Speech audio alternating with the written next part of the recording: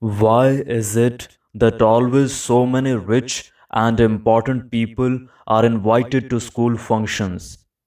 What do you think? Don't you want your father to be an important man?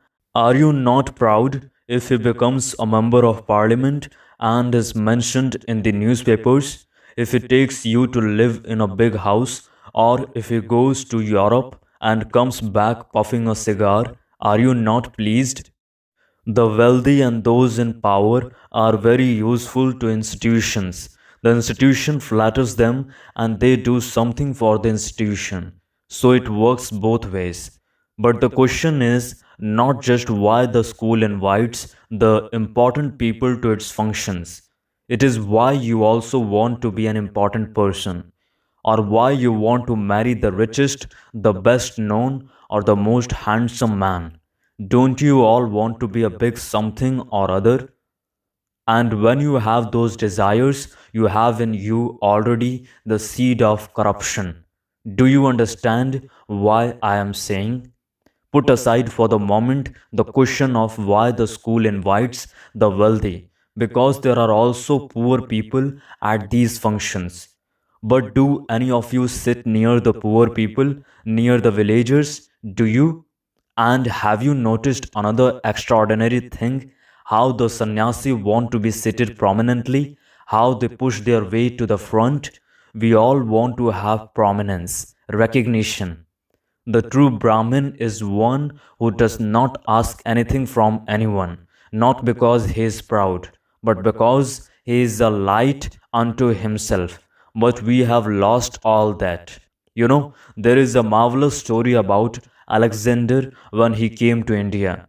Having conquered the country, he wanted to meet the prime minister who had created such order in the land and had brought about such honesty, such incorruptibility among the people. When the king explained that the prime minister was a Brahmin who had returned to this village, Alexander asked that he come to see him. The king sent for the prime minister, but he would not come because he did not care to show himself off to anyone. Unfortunately, we have lost that spirit.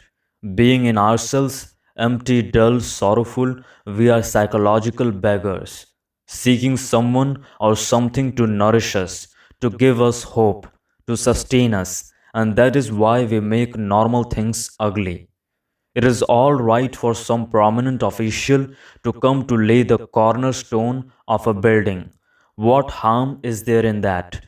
But what is corrupting is the whole spirit behind it. You never go to visit the villagers, do you? You never talk to them, feel with them, see for yourself how little they have to eat, how endlessly they work day after day without rest. But because I happen to have pointed out to you certain things, you are ready to criticize others. Don't sit around and criticize. That is empty. But go and find out for yourself what the conditions are in the villages and do something there. Plant a tree, talk to the villagers, invite them here, play with the children, then you will find that a different kind of society comes into being. Because there will be love in the land. A society without love is like a land without rivers. It is as a desert. But where there are rivers, the land is rich. It has abundance. It has beauty. Most of us grow up without love, and that is why we have created a society as hideous as the people who live in it.